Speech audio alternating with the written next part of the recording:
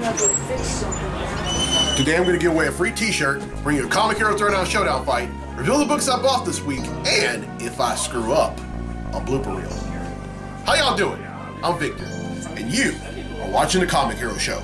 Now kick that logo!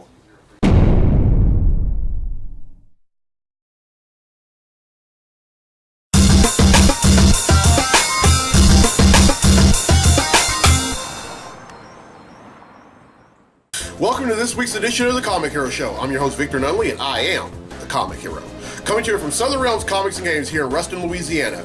And continuing my theme as a salute to the Ruston Grambling area, I made this Ruston-themed Comic Hero tee. Ruston High, that is. And to go along with it, this Ruston hat.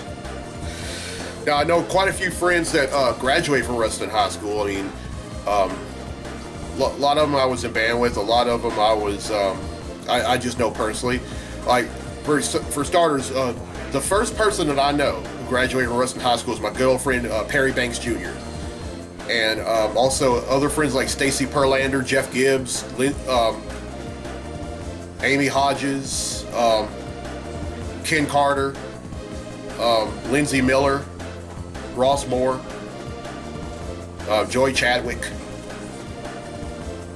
and then one of the most famous, and then former New Orleans Saints former NFL quarterback Patrick Ramsey. All right, yeah, but I might not have gone to Ruston High School, but you know, like I said, I know a lot of friends, and I've been on the Ruston High School campus. It's a great school.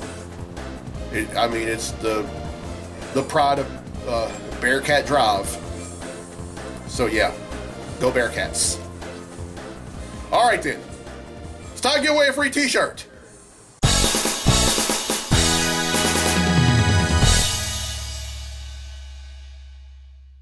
All right, last week's episode, I asked, before Johnny Storm, there was another Marvel character that went by the Human Torch. Who was it? Well, the correct answer is Jim Hammond. And he was also a member of the Invaders, and he fought alongside Captain America and the Submariner. 5 people have answered correctly, and because they've answered correctly, their names have been entered in a drawing for a free tee, and that takes place right now. So, the winner of the free tee on this week's episode of the show is...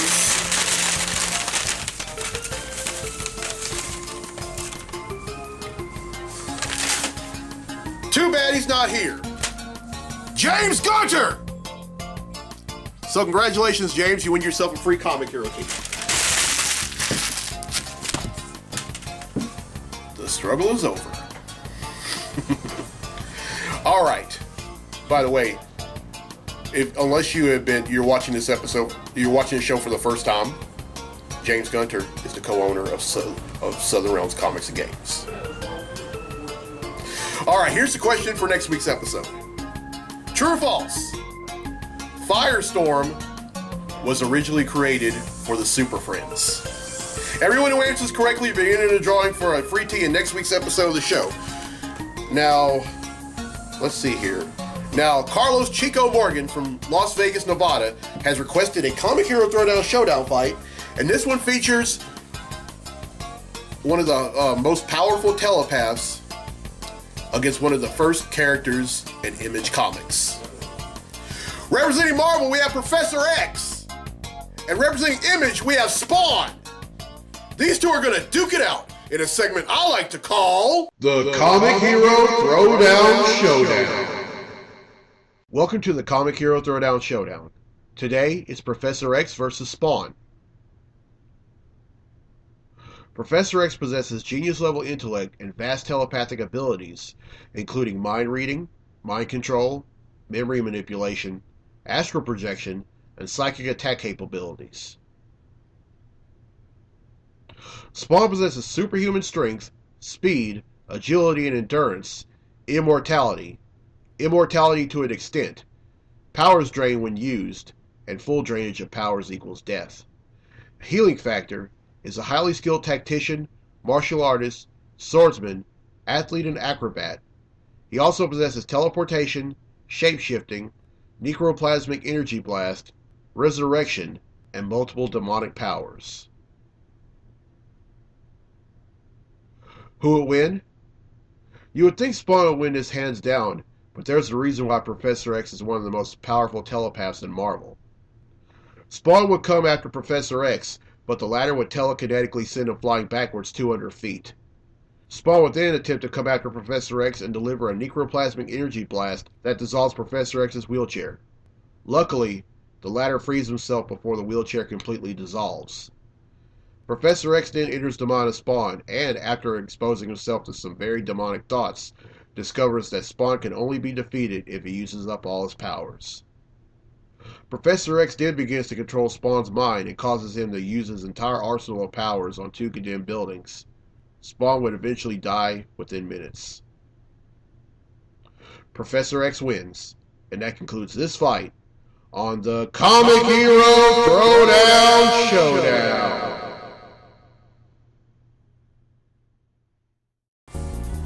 Alright, well, I hope you enjoyed that Comic Hero Throwdown Showdown fight, and if you have requests for future episodes, contact info is down there. Alright then, now it's time for Comically Speaking, so without further ado, let's talk comics!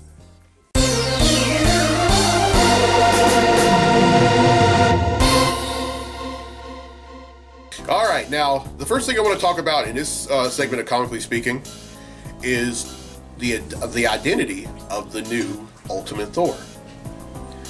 I just got caught up with the Mighty Thor, last read number 20, or number 21 rather, and the identity of the Ultimate Thor is Volstagg. That's right, folks. Volstagg, one of the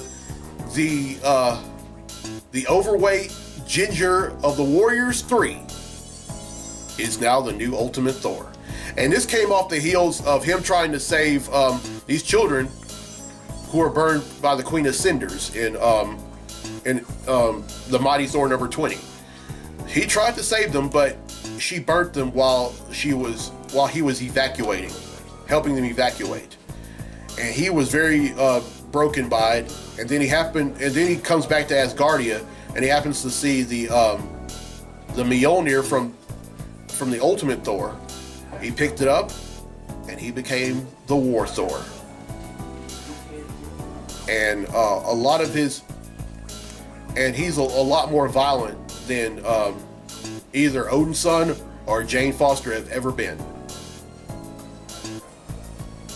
And I think I like it. After reading number 20 and number 21, I think that is such, well, I don't know. I'm okay with it. I think it's going to work.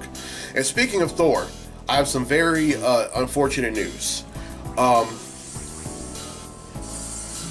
Dr. Jane Foster, who has been Thor since, for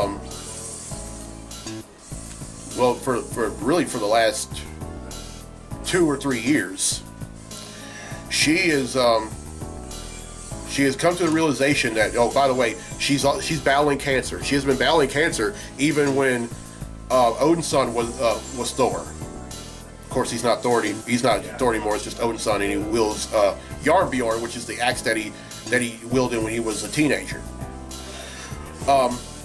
It's reached its terminal stages, and the sad part is, becoming Thor makes it worse. And Marvel has announced that Dr. Jane Foster will die in some coming issues. As to when that's going to happen and who's going to be wielding Mjolnir after that, your guess is as good as mine. But really looking forward to it. Really looking forward to it. It's going to be great. All right, that's it for Comically Speaking. Now then, let's get to the comics I bought this week. Comic books I bought this week.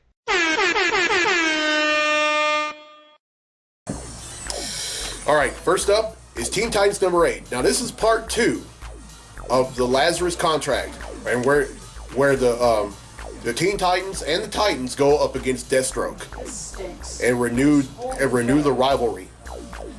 And I love the lineup that's in this book. It's Robin, Starfire, Kid Flash, Raven, and Beast Boy. Oh, and Aqualad. Aqualad who just joined the book in number 6. Now, what I mean by Aqualad, I'm talking about the Aqualad that first made his debut in Young Justice. I mean, the Young Justice anime series, not the Young Justice book from 20 years ago. The one, the Aqualad who's actually Black Mana's son. All right, next up is Detective Comics number 962. Now, I'm still a little behind on this book. I've done a little catching up for the most part. Robin tried to escape Oz's grasp, but didn't exactly make it. And then meanwhile, back in Gotham City, Batwoman confronts Batman on why he's been distant ever since Robin's disappearance. And it's all come to a head. I'm gonna see a different set here. All right, next up is Invincible Iron Man number 9. Now, this follows Riri Williams, who recently became the new Iron Man, or should I say Iron Heart, after Tony Stark was critically injured in Civil War II. But don't worry, he may have been critically injured, but he's not dead. He's actually in the form of a living, breathing AI who has been tutoring Riri along the way. And during the time she's taken down, she's taken down folks like the Armadillo. Even took down some other bad guys, and she's been recruited by S.H.I.E.L.D. She's been recruited by the Champions, and she turned them both down because being both a solo hero and a member of the Avengers is enough. All right, next up is New Superman number 14. Now, I love this book. It follows Kong Kenan, who is the Superman of China. And he's also a member of the Justice League of China, and he's gone through a lot. I mean, he's fought some bad guys. He's learned to be a team player, and sadly, his father was even killed. And he received tutelage from Superman, and he's been named a member of the Superman family. And this story arc is called Shanghai Under Siege. All right, next up is Justice League number 26. Now, I'm slowly but surely getting caught up on this book, rather. There was a story arc entitled Timeless, where all the members of the League ended up being on some spaceship or something, and they're all been sent to different timelines, whether it be some in the past, some of the future. The only two that were left in the present were Superman and Batman, where all the other members were either in a present or a future. Like Cyborg was in the 31st century. Both the Simon Baz and Jessica Cruz Green Lanterns were in the 26th century, and then Barry Allen, aka the Flash, was in Central City on the same day that he got struck by lightning. And then Wonder Woman and Aquaman were in different parts of the ancient past. And we all find out that this was all a ruse. That they're not really stuck in different times. These were all simulated. Last I read, I was reading the last chapter of that story arc. I'm not that far away from getting caught up, but in this issue, we find out what the Justice League's kids look like. And to my understanding, this guy right here happens to be Superman and Wonder Woman's son. Now keep in mind, at first Superman from the New 52 universe ended up dying right before DC Rebirth. But then he ended up merging body and soul with the Superman from the pre-Flashpoint DC universe, and now they're one. But we still get to see what Superman and Wonder Woman's son looks like. Oh boy. Alright, next up is Amazing Spider-Man number 31. This is a tie-in to Secret Empire, which the series is so good. It's so good. I just read number 6 and it was completely blown away. I mean,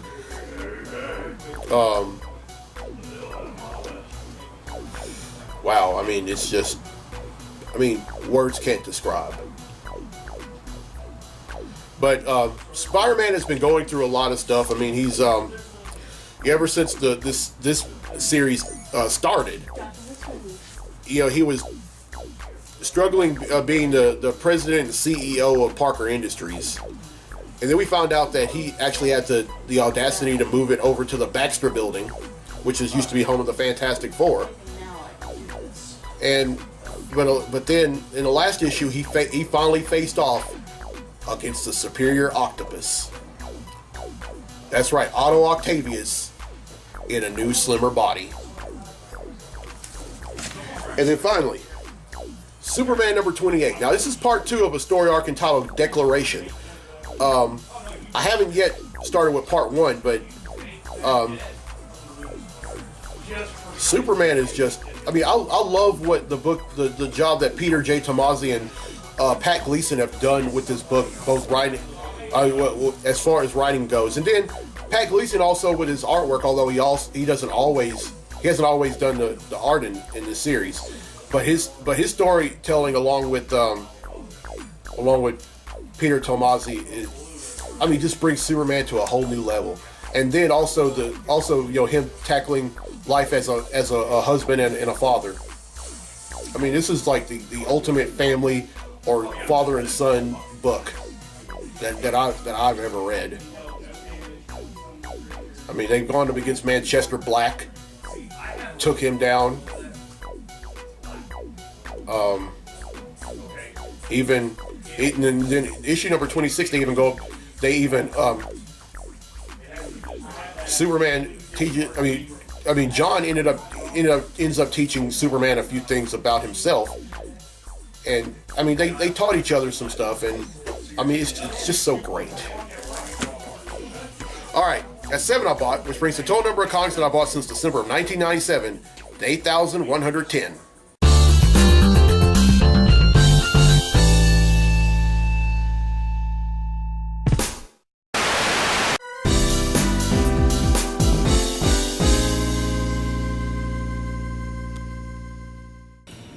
Hey everyone.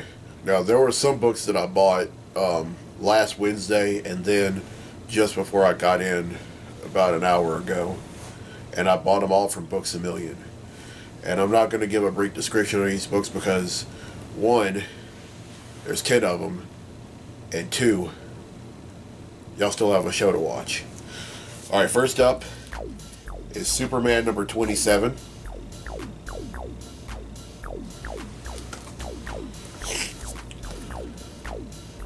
Justice League number 25.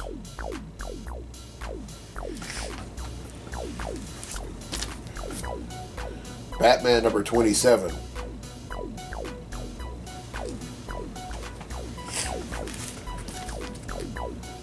Supergirl number 10.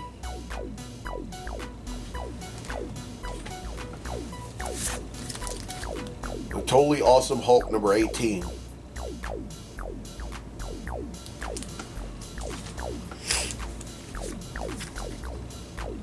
Wonder Woman number 27.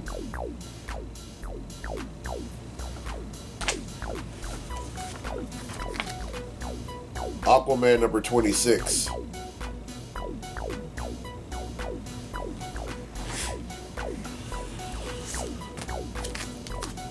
Captain America number 25.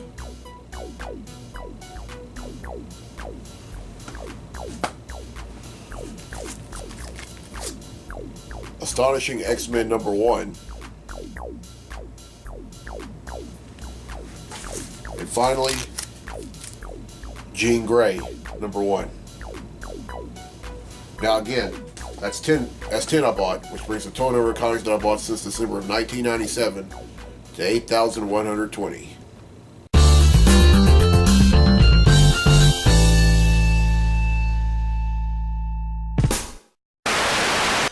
well, I hope you enjoyed this week's episode, and here's a question again for a free tee for next week's episode of the show. True or false? Firestorm was originally created for Super Friends. Everyone who answers correctly, you've been entered into a drawing for a free tee in next week's episode of the show. And congratulations to the co-owner of Southern Realms Comics and Games, James Gunter, who unfortunately is not here, but he won a free tee in this week's episode of the show. All right, y'all, it's birthday time here on the Comic Hero Show. Happy birthday to one of my former co-workers, Michelle Taylor. Happy birthday to someone I was in band with at ULM a few years ago, Andrew Vowell.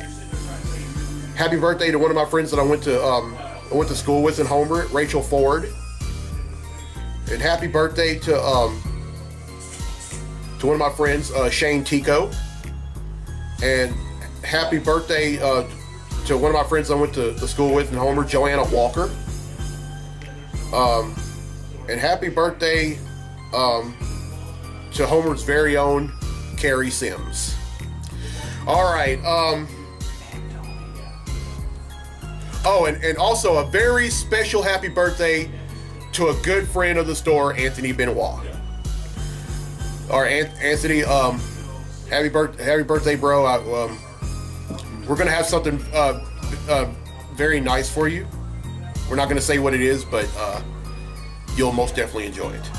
A birthday gift from everyone from Southern Realm to you. All right, I only have 2 more episodes left with a salute to the Ruston Grambling area. I mean, I did a salute to Ruston High School today. Next week, I'm going to be doing a salute to Cedar Creek School, and then episode 180, I'll be doing a salute to Lincoln Prep.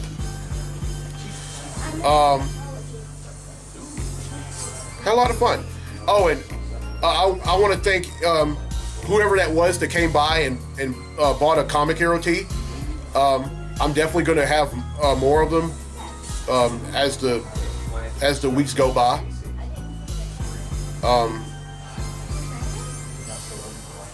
But yeah.